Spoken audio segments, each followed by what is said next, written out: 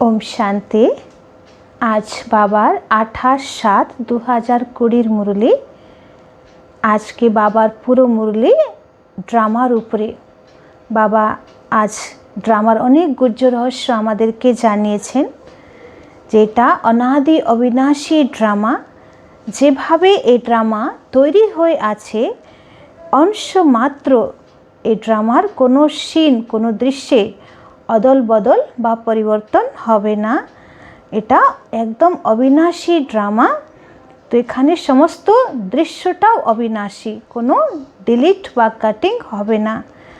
বাবা বলছেন যেমন কোনো অ্যাক্টর কোনো ড্রামা করতে অসুস্থ হয়ে যায় তাহলে মাঝপথ থেকে সে বেরিয়ে যেতে পারে, কিন্তু এই সৃষ্টি নাটকে কোনো আত্মা যে পরমধাম থেকে নিচে এসে গেছে আর তার নাটক আরম্ভ হয়ে গেছে, তো তার ইচ্ছা মতন সে মাঝপথ থেকে পরমধাম ফিরে যেতে পারবে না যতক্ষণ সে কলিযুগ শেষ পর্যন্ত তার নাটক শেষ না করছে, বা যতক্ষণ সে বাবা নিজেই গাইড বা লিবারেটর হয়ে না আসছেন ততক্ষণ কোনো আত্মা নিজের ইচ্ছা মতন বাড়ি ফিরে যেতে পারবে না। তাই যদি কেউ বলে যে কোনো সাধু মহাত্মা মহানির্বাণে চলে গেছেন বা ব্রহ্মে লীন হয়ে গেছেন, এটা সম্পূর্ণই মিথ্যা। কোনো আত্মাই নাটকের মাঝপথ থেকে ব্রহ্মলোক বা পরমধাম যেতে পারবে না। তো বাবা বলছে অবিনাশী ড্রামার এটাই অবিনাশী বিধান। বাবা আরও ড্রামার ব্যাপারকে স্পষ্ট করছেন কি যেমন কোনো নাটক করতে গেলে একটা স্টেজের প্রয়োজন হয়, মঞ্চের প্রয়োজন হয়, আর স্টেজ লাইটের প্রয়োজন হয়। নাটক কখনো বাড়িতে হয় না। তো ঠিক সেই রকম এই সৃষ্টি নাটকের এই মঞ্চ হচ্ছে এই পৃথিবী, আর সূর্য চাঁদ হচ্ছে স্টেজ লাইট, আর পরমধাম হচ্ছে তোমাদের বাড়ি। তো পরমধাম রূপী বাড়িতে এই চারটে যুগের নাটক চলে না, চারটে যুগের নাটক চলছে এই নিচে ধরাধামে পৃথিবীতে। তো এটাই হচ্ছে সবথেকে বড় অভিনয় মঞ্চ। मीठे बच्चे, इस बेहद नाटक में तुम वंडरफुल एक्टर हो। यह अनादि नाटक है, इसमें कुछ भी बदली नहीं हो सकता। बाबा बोलছেন এই বেহদ নাটকে তোমরা ওয়ান্ডারফুল অ্যাক্টর। এটা অনাদি নাটক, আর এই নাটকে কিছু অদল বদল হবে না। আজকের প্রশ্ন, बुद्धिमान दूरादेशी बच्चे ही किस गुह्य राज को समझ सकते हैं? बुद्धिमान दूरादेशी बच्चे ही किस गुह्य राज को समझ सकते हैं? बाबा प्रश्न করছেন যে বুদ্ধিমান দূরাদেশী বাচ্চারা কি একটা গুহ্য রহস্যকে ভালো মতন বুঝতে পারবে? বাবা উত্তরে বলছেন मूल वतन से लेकर सारे ड्रामा के आदि मध्य अंत का जो गुह्य राज है वह दूरादेशी बच्चे ही समझ सकते हैं। বলছেন পরমধাম থেকে পুরো ড্রামার আদি মধ্য অন্তের যে গুহ্য রাজ বা রহস্য, এটা दूरादेशी বাচ্চারাই বুঝতে পারবে। बीज और झाड़ का सारा ज्ञान उनकी बुद्धि में रहता है। बीज হচ্ছেন শিব বাবা, আর বৃক্ষ হচ্ছে পুরো ড্রামা সৃষ্টি নাটক। তো বীজ আর সম্পূর্ণ বৃক্ষের পুরো জ্ঞান दूरादेशी বাচ্চাদের বুদ্ধিতে থাকে। वह जानते हैं इस बेहद के नाटक में आत्मा रूपी एक्टर जो यह चोला पहनकर पाठ बजा रही है, इसे सतयुग से लेकर कलयुग तक पाठ बजाना है। कोई भी एक्टर बीच में वापस जा नहीं सकता। বা বলছেন যে আত্মারূপী একটার এই বেহদের নাটকে এ দেহরূপী বস্ত্র পরে যে অভিনয় করছে, পুরো সত্যযুগ থেকে কলিযুগ শেষ পর্যন্ত মাঝপথ থেকে কোনো একটার বাড়ি ফিরে যেতে পারবে না। আজকের मुरलीर गीत होच्छे तूने रात गंवाई सो के दिवस गंवाया खाए, हीरे जैसा जन्म तेरा कौड़ी बदले जाए। बाबा बोलছেন কলিযুগ মানুষ কি করছে, পুরো রাত ঘুমিয়ে কাটিয়ে দিচ্ছে, সারা দিন খাওয়া দাওয়ার ব্যবস্থাতে কাটিয়ে দিচ্ছে, আর এত হিরে তুল্য এই জীবনটা তার কৌড়ি তুল্য শেষ হয়ে যাচ্ছে, নষ্ট হয়ে যাচ্ছে। ओम शांति। यह गीत बच्चों ने सुना। अब इसमें कोई अक्षर राइट भी है तो रॉन्ग भी है। सुख में तो सिमरन किया नहीं जाता, दुख को भी आना है जरूर। बाबा बोलছেন যে এই গান যারা ভক্তি মার্গে যারা বানিয়েছে তো কিছু শব্দ এই গানে ভালো আছে, রাইট আছে, আর কিছু শব্দ রং আছে। তো বাবা বলছে সুখে কেউ ভগবানকে স্মরণ করে না, সবাইকে দুঃখে আসতেই হবে। दुख हो तब तो सुख देने के लिए बाप को आना पड़े। दुख आसबे तबे तो परमपिता शिव बाबा परमधाम থেকে सुख देवार জন্য नीचे आसबेन। तो मीठे मीठे बच्चों को मालूम है कि अभी हम सुख धाम के लिए पढ़ रहे हैं, शांति धाम और सुख धाम। আমরা এখন কেন পড়ছি? সুখ ধাম যাওয়ার জন্য পড়ছি। आगे शांति धामे जाबो, तारपरे सुख धाम। पहले मुक्ति फिर होती है जीवन मुक्ति। परम धामे थाका के मुक्ति बोला होच्छे और सत्ययुगे आशा के जीवन मुक्ति बोला होच्छे। शांति धाम घर है, वहाँ कोई पाठ नहीं बजाया जाता।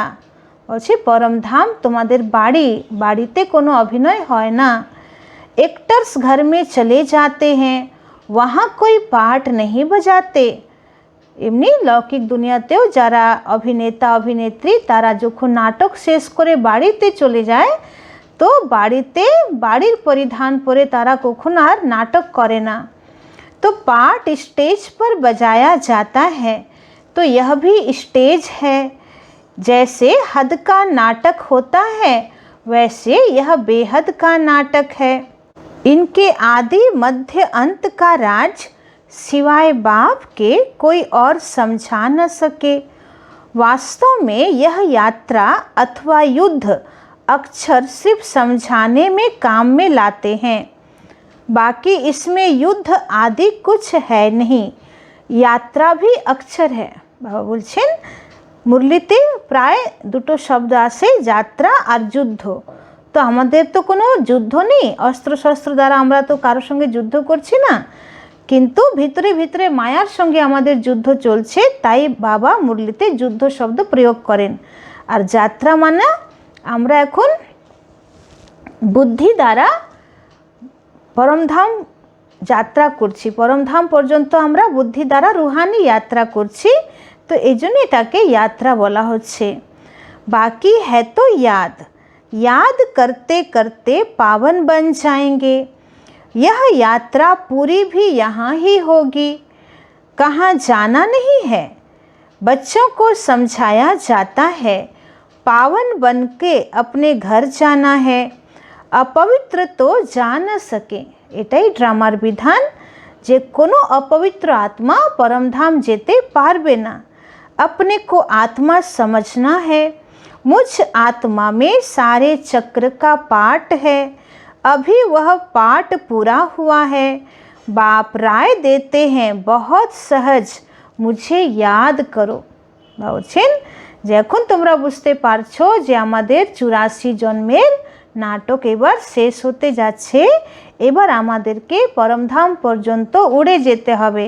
তাই আমাদেরকে বাবার সঙ্গে যোগ করে आत्मा के पवित्र बनाते हवे। इसमें युद्ध कोई है नहीं, अपने को तमो प्रधान से सतो प्रधान बनाना है, माया पर जीत पानी है। बच्चे जानते हैं 84 का चक्र पूरा होना है। भारत सतो प्रधान था, उसमें जरूर मनुष्य ही होंगे। जमीन थोड़े ही बदलेगी।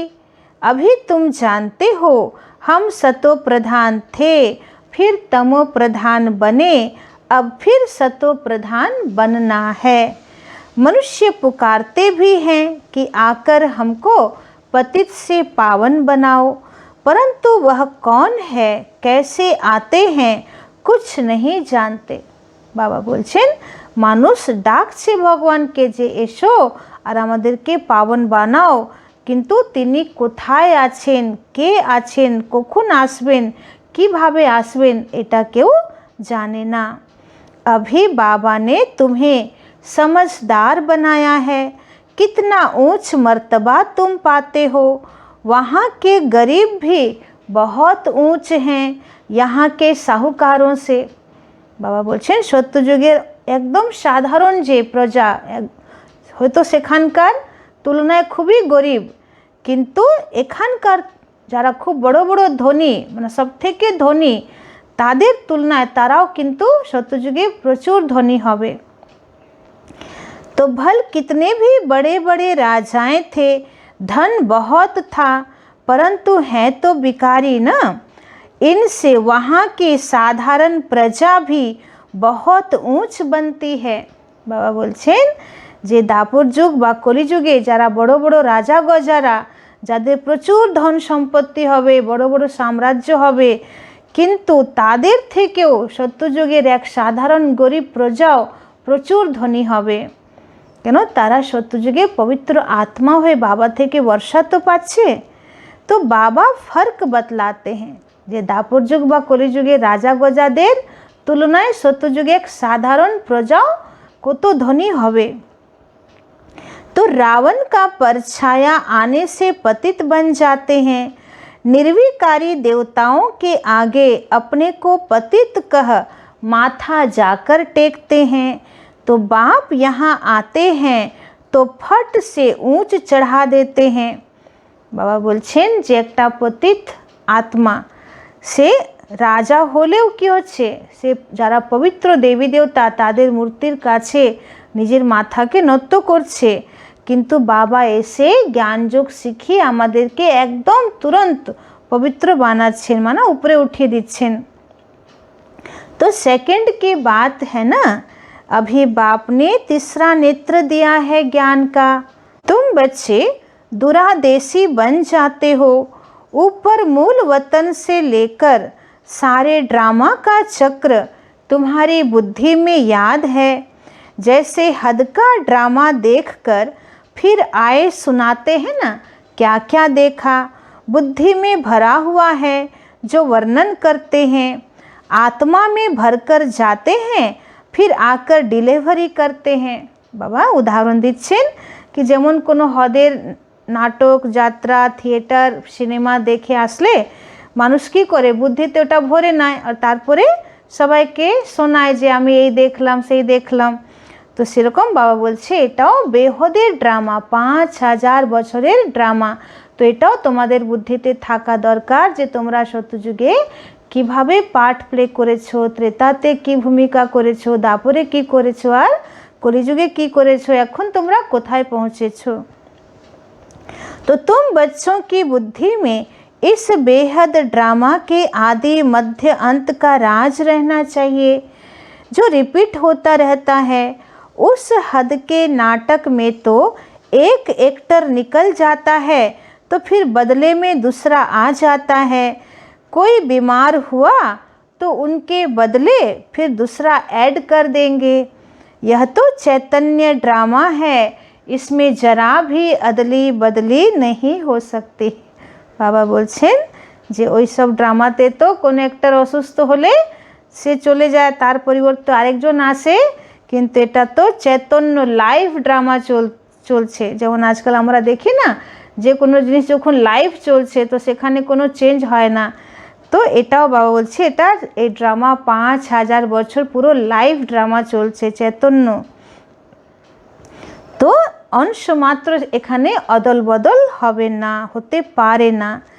तुम बच्चे जानते हो हम आत्मा हैं, यह शरीर रूपी चोला है जो पहनकर हम बहुरूपी पाठ बजाते हैं।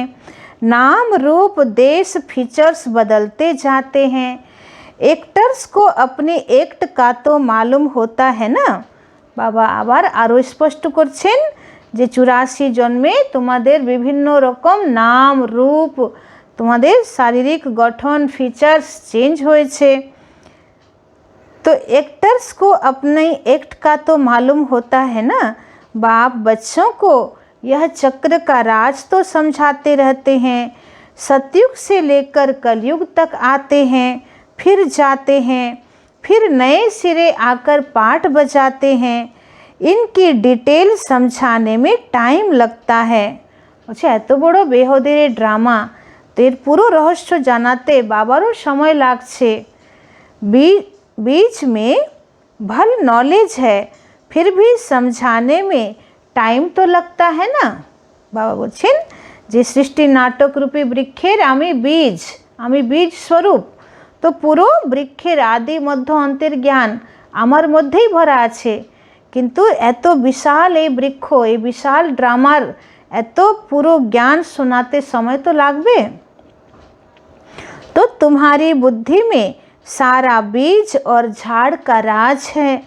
सो भी जो अच्छे बुद्धिमान हैं वही समझते हैं कि इसका बीज ऊपर में है। इनकी उत्पत्ति, पालना और संहार कैसे होता है, इसलिए त्रिमूर्ति भी दिखाया है। बाबा बोलছেন कि जे कोनो जिनिसेर आगे स्थापना হয়, तारपरे पालना, तारपरे तार शेष आछे। तो এই সৃষ্টি নাটকের উৎপত্তি, পালনা আর সংহার এই তিনটে কাজের জন্যে, তিনটে মহান কর্তব্যের জন্যে তিনজন দেবতার নিমিত্ত হয়ে আছে, ব্রহ্মা, বিষ্ণু আর শঙ্কর। তাই त्रिमूर्ति बोला है। तो यह समझाने जो बाप देते हैं और कोई भी मनुष्य दे न सके, जब यहाँ आए तब पता पड़े, इसलिए तुम सबको कहते हो यहाँ आकर समझो। तो बाबा बोलছেন ড্রামার এই পুরো জ্ঞান, পুরো গভীর জ্ঞান, আদি মধ্য অন্তের জ্ঞান একমাত্র শিব বাবা বীজের মধ্যেই ভরা আছে। তো যতক্ষণ শিব বাবা বীজ পরমধাম থেকে এই ধরাধামে না আসছেন, ততক্ষণ এই পুরো সৃষ্টির আদি মধ্য অন্তের রচয়িতা এবং রচনার জ্ঞান কোনো মানুষ দিতে পারবে না বাবা ছাড়া। कोई बहुत कट्टर होते हैं तो कहते हैं हमको कुछ सुनना ही नहीं है। অনেকেরা হয় না এত অহংকারী বুদ্ধি, বিপরীত বুদ্ধি, যে তারা বলে বাবার জ্ঞানের কোনো কথাই আমরা শুনতে চাই না। कोई तो फिर सुनते भी हैं, কেউ আবার খুব আগ্রহ দিয়ে শোনে। कोई लिटरेचर लेते हैं, कोई नहीं लेते हैं। तुम्हारी बुद्धि अभी कितनी विशाल दुरादेशी हो गई है। तीनों लोकों को तुम जानते हो। मूल वतन जिसको निराकारी दुनिया कहा जाता है, बाकी सूक्ष्म वतन का कुछ भी है नहीं। कनेक्शन सारा है मूल वतन और स्थूल वतन से। बाबा बोलছেন যে পুরো ব্রহ্মাণ্ডে দুটো লোকই মুখ্য, এক হচ্ছে ব্রহ্মলোক পরমধাম, যাকে মূল বতন বলা হচ্ছে। মূল বতন মানে আত্মার অরিজিনাল বাড়ি, আর এটা হচ্ছে সৃষ্টি নাট্যমঞ্চ স্থূল বতন। তো এখানে 84 জন্মের নাটক চলছে, 4টে যুগের চক্র এখানেই ফিরছে, আর পরমধাম মূল বতনে আমরা বিশ্রাম করছি। বাকি সূক্ষ্ম বতন তো অল্প টাইমের জন্য রচনা হয়েছে, শুধু সঙ্গম যুগের জন্যে। বাবার, শিব বাবা, ব্রহ্মা বাবার এটা অফিস, তো বাবা সেখানে বসে পুরো কাজ করছেন। तो बाकी आत्माएं सब ऊपर से यहाँ आती हैं पाठ बजाने। तो यह झाड़ सब धर्मों का नंबरवार है। यह है मनुष्यों का झाड़ और बिल्कुल एक्यूरेट है, कुछ भी आगे पीछे हो न सके। न आत्माएं और कोई जगह बैठ सकती हैं। आत्माएं ब्रह्म महातत्व में खड़ी होती हैं, जैसे स्टार्स आकाश में खड़े हैं। बाबा बोलছেন যেমন বড় বড় গ্রহ নক্ষত্র এই আকাশে পোলারে সব দাঁড়িয়ে আছে, নিজের নিজের কক্ষে ঘুরছে, তো সেরকম সমস্ত আত্মা পরম ধামে, যেটাকে ব্রহ্ম মহাতত্ত্ব বলা হয়, তো সেখানে সব আত্মা নিজের নিজের জায়গায় দাঁড়িয়ে আছে। ছোট্ট সূক্ষ্ম আত্মাকে দাঁড়ানোর জন্য কতটা জায়গা লাগবে, কিন্তু আত্মা সেখানে দাঁড়িয়ে আছে। তো পরমধামেও এক একটা সেকশন বানানো আছে যে কোন ধর্মের আত্মা কোথায় বসবে। তো বাবা বলছে নিজের নিজের সেকশনে সবাই চুপচাপ आत्मा दाঁড়িয়ে থাকে। तो जैसे यह स्टार्स आकाश में खड़े हैं, यह स्टार्स तो दूर से छोटे छोटे देखने में आते हैं तो बहुत बड़े।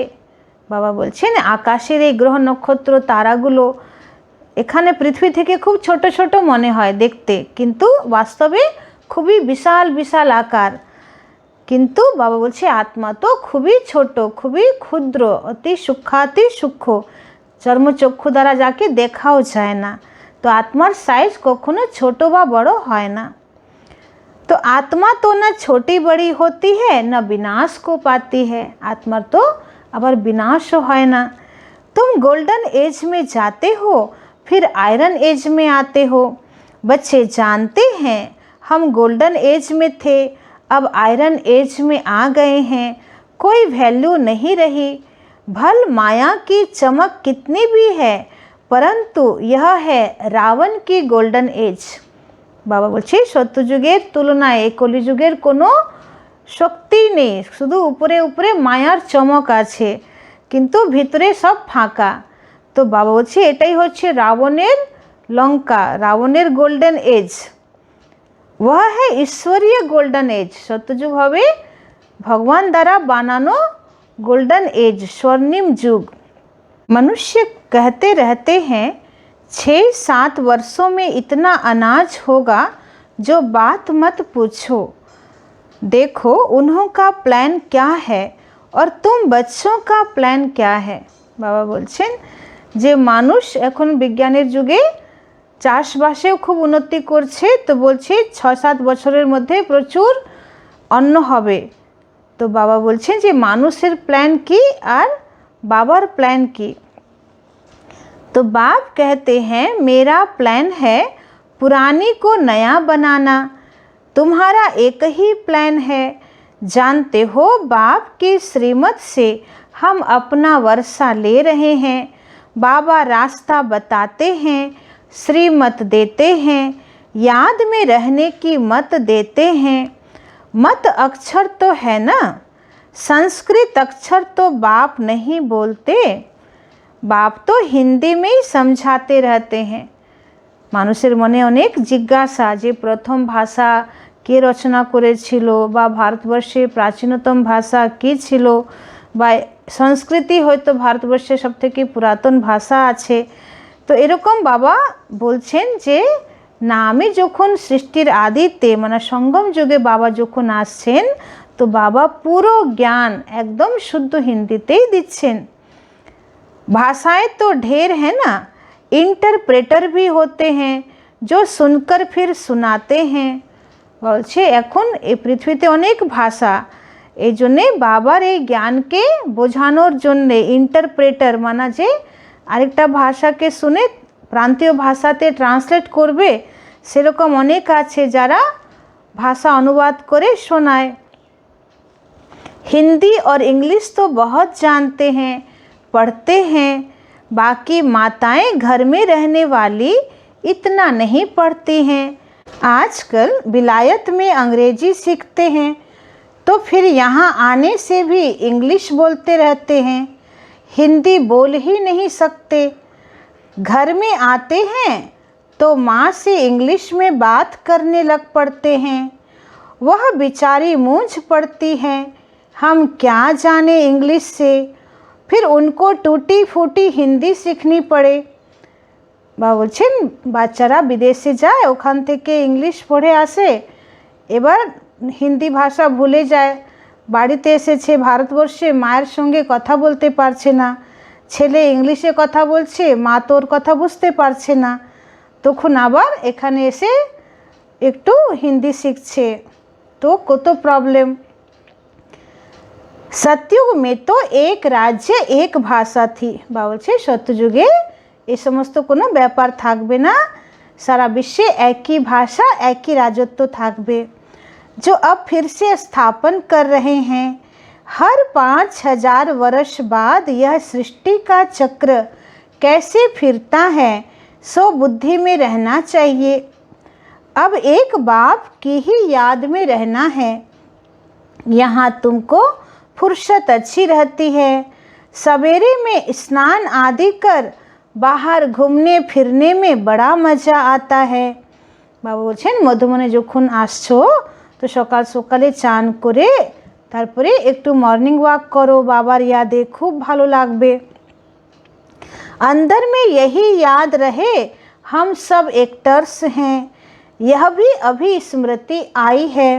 बाबा ने हमको 84 के चक्र का राज बताया है। हम सतो प्रधान थे, यह बड़ी खुशी की बात है। मनुष्य घूमते फिरते हैं, उनकी कुछ भी कमाई नहीं। तुम तो बहुत कमाई करते हो। बाबा बोलছেন মানুষ এত ঘুরতে বেড়াতে যায় কিন্তু তাদের কোনো ইনকাম নেই, আর তোমরা তো হাঁটছো ঘুরছো, তার মধ্যেও বাবাকে যখন याद করছো তো তোমার প্রচুর ইনকাম হচ্ছে। बुद्धि में चक्र भी याद रहे कि बाप को फिर याद करते रहो। कमाई करने की युक्तियाँ बाबा बहुत अच्छी अच्छी बताते हैं। जो बच्चे ज्ञान का विचार सागर मंथन नहीं करते उनकी बुद्धि में माया खिटखिट करती है। বলছেন যারা বিচার সাগর মন্থন করে না তাদের বুদ্ধিতে মায়া খুব खिटखिट करे, उन्हें ही माया तंग करती है। अंदर में यह विचार करो हमने यह चक्र कैसे लगाया। सतयुग में इतने जन्म लिए फिर नीचे उतरते आए, अब फिर सतो प्रधान बनना है। बाबा ने कहा है मुझे याद करो तो सतो प्रधान बन जाएंगे।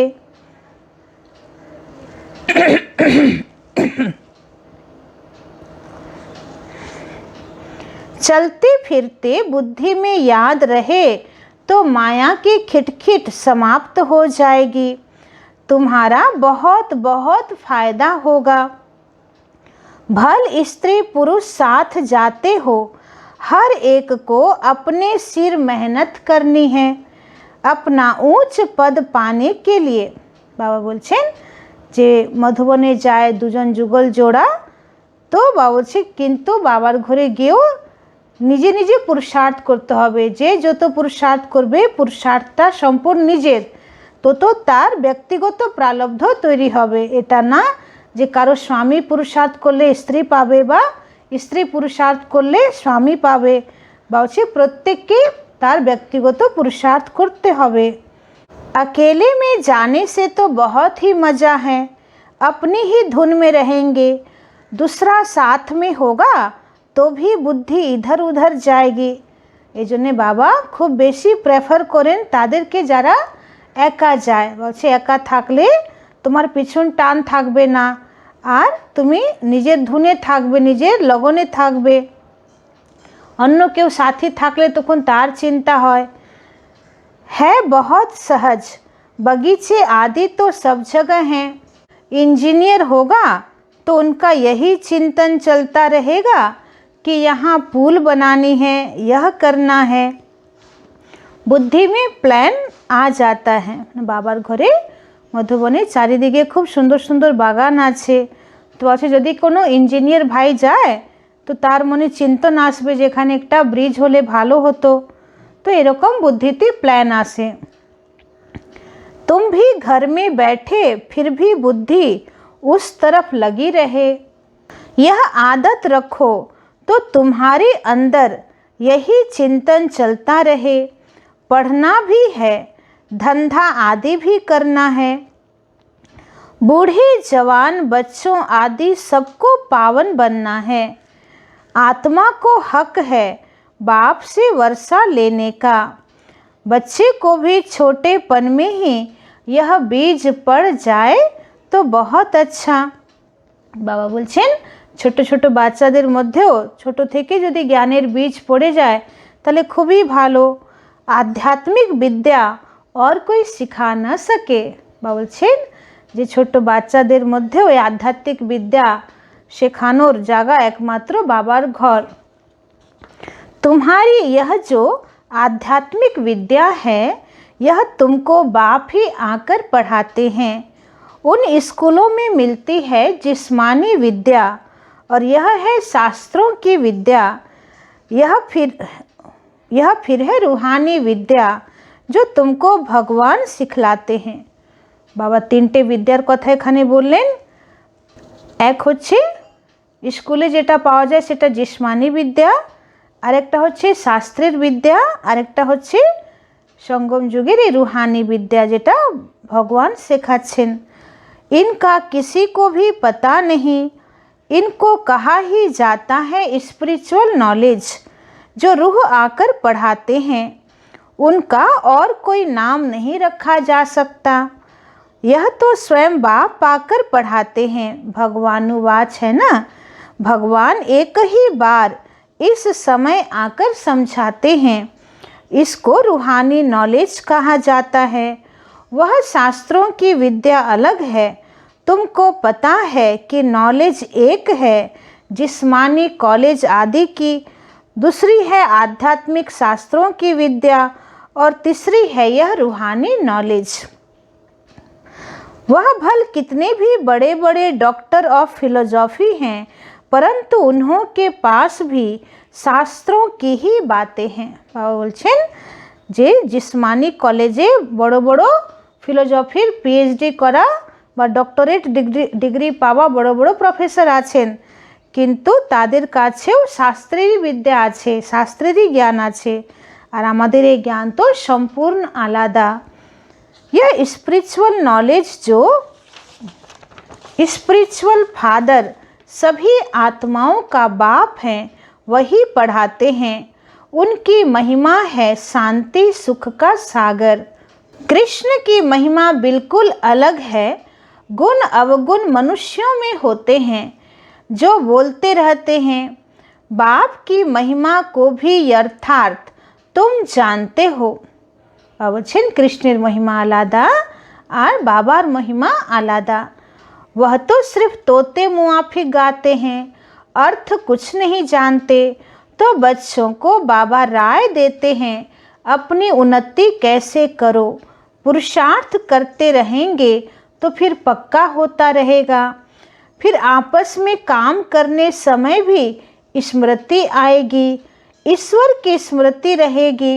बाबा बोलছেন যে একবার অভ্যাস করো যে কর্মের মধ্যেও কি করে বাবাকে স্মরণ করা যায়, বা অফিসে কাজ করার সময়ও কি করে বাবাকে স্মরণে রাখা যায়।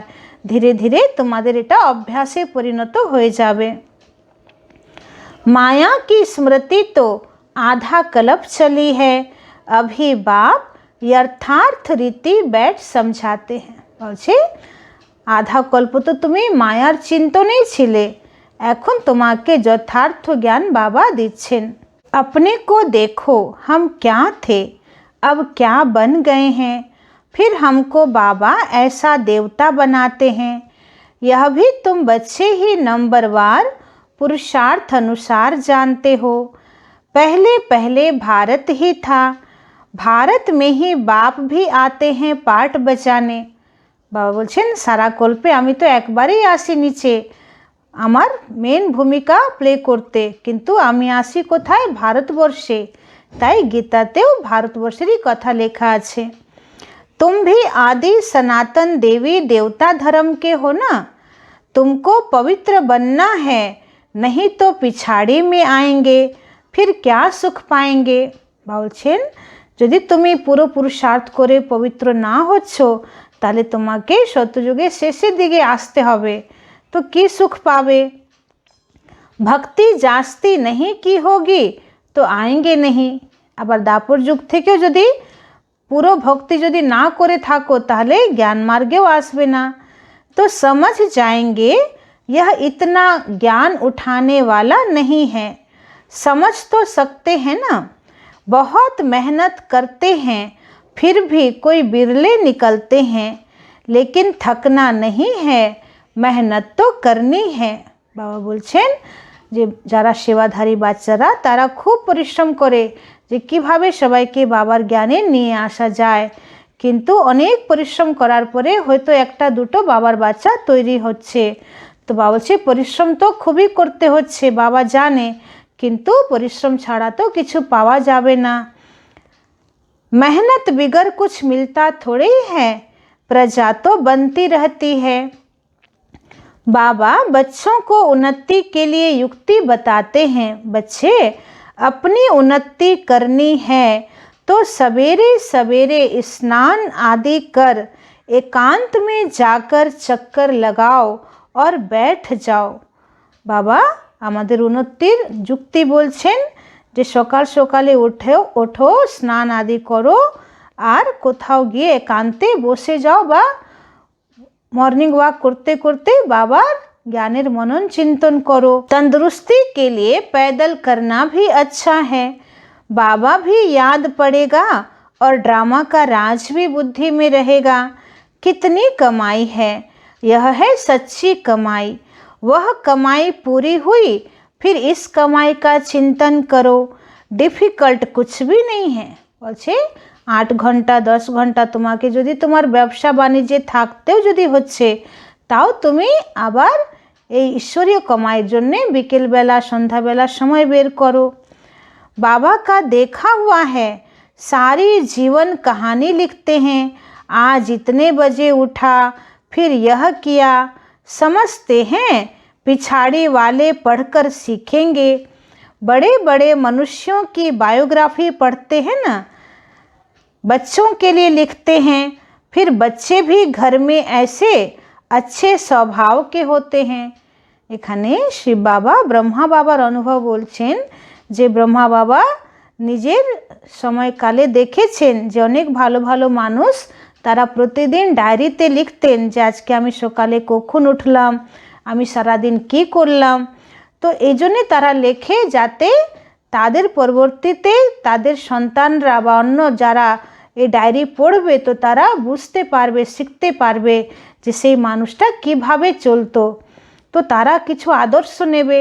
बड़े बड़े मनुष्यों की बायोग्राफी पढ़ते हैं ना, बच्चों के लिए लिखते हैं। फिर बच्चे भी घर में ऐसे अच्छे स्वभाव के होते हैं। अभी तुम बच्चों को पुरुषार्थ कर सतो प्रधान बनना है।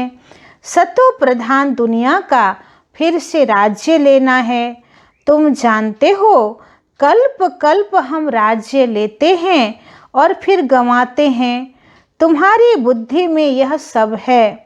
यह है नई दुनिया, नए धर्म के लिए नई नॉलेज। इसलिए मीठे मीठे बच्चों को फिर से समझाते हैं, जल्दी जल्दी पुरुषार्थ करो। शरीर पर कोई भरोसा थोड़े ही है। आजकल मौत बहुत इजी हो गया है। बाबा बोलছেন যে মৃত্যু খুবই সহজ, এখন আমরা দেখতে পারছি করোনার সময়।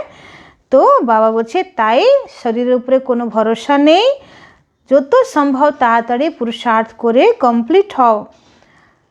वहाँ अमर लोक में ऐसी मृत्यु कब होती नहीं। यहाँ तो बैठे बैठे कैसे मर जाते हैं। इसलिए अपना पुरुषार्थ करते रहो, जमा करते रहो। अच्छा, मीठे मीठे सिखी लदे बच्चों प्रति माता पिता बाप दादा का याद प्यार और गुड मॉर्निंग। रूहानी बाप की रूहानी बच्चों को नमस्ते। हम रूहानी बच्चों की रूहानी बाप दादा को पदम गुना नमस्ते नमस्ते नमस्ते। सदा रहेंगे हंसते, बनेंगे फरिश्ते और चलेंगे परम धाम के सीधे रास्ते। তো আজকে বাবা মুরলিতে অনেক কিছুই বললেন, ড্রামার অনেক রহস্য আমাদের কাছে খুললেন। তারপরে বাবা বলছেন যে তোমাদের সবসময় খুশি থাকা দরকার যে আবার আমাদের ভারতবর্ষই সেই সোনার ভারত স্বর্গ হবে, আর এখানে একই ভাষা একই ধর্ম একই রাজ্য হবে, কোনো দুই মত নেই যেখানে লড়াই ঝগড়া হবে। তো বাবা এত সুন্দর স্বর্গের বর্ষা আমাদেরকে দিচ্ছেন, তো তাড়াতাড়ি পুরুষার্থ করে আমাদের প্রালব্ধকে পেতে হবে। আজকে ধারণার মুখ্য সার 1 नंबर पॉइंट, बुद्धि को ज्ञान चिंतन में बिजी रखने की आदत डालनी है। बुद्धि द्वारा ज्ञान चिंतन करार अभ्यास राखते हबे। जब भी समय मिले एकांत में जाकर विचार सागर मंथन करना है। बाबा एकांते चले जाओ और ज्ञानेर मनन चिंतन करो। बाप को याद कर सच्ची कमाई जमा करनी है। 2 नंबर, दुरादेशी बनकर इस बेहद के नाटक को यथार्थ रीति समझना है। सभी पाठधारियों के पाठ को साक्षी होकर देखना है। समस्त पाठधारी अभिनय के साक्षी होए देखते हवे। आज का वरदान, मास्टर ज्ञान सागर बन गुड़ियों का खेल समाप्त करने वाले स्मृति सो समर्थ स्वरूप भव। मास्टर ज्ञान सागर बन गुड़ियों का खेल समाप्त करने वाले स्मृति सो समर्थ स्वरूप भव। जैसे भक्ति मार्ग में मूर्ति बनाकर पूजा आदि करते हैं, फिर उन्हें डुबो देते हैं, तो आप उसे गुड़ियों की पूजा कहते हो। बाबा बोलছেন भक्ति मार्गे मूर्ति बानिয়ে तार पुजो करे आबार ताके जले डुबिয়ে देवा হয়, तो আমরা তাদেরকে কি বলি? पुतुल पूजो করছে। ऐसे आपके सामने भी जब कोई निर्जीव असार बातें, ईर्ष्या, अनुमान, आवेश आदि की आती है और आप उनका विस्तार कर अनुभव करते या कराते हो कि यही सत्य है, तो यह भी जैसे उनमें प्राण भर देते हो। बाबा खूब सुंदर জায়গায় আমাদেরকে বোঝাচ্ছেন যে যেমন তোমরা বাইরের মূর্তি পুজোকে পুতুল পুজো বলছো, ঠিক সেই রকম তোমরা যখন কোনো নির্জীব অসার কথা, কোনো রাগের কথা, কারো সঙ্গে হিংসার কথা, কারো প্রতি ডাউট আছে, অনুমান আছে, তো এই ধরনের যে কথা পরনিন্দা বা পরচর্চা, সেটাকে খুব বিস্তারিতভাবে নিজেরা অনুভব করো আর অন্যকে করাচ্ছ, আবার ভালো করে বুঝিয়ে দিচ্ছ যে এটাই সত্য, তার মানে তোমরা সে নির্জীব জিনিসের মধ্যে প্রাণ ভরে দিচ্ছ। फिर उन्हें ज्ञान सागर बाप की याद से बीती सो बीती कर स्व उन्नति की लहरों में डुबोते भी हो, लेकिन इसमें भी टाइम तो वेस्ट हो जाता है ना।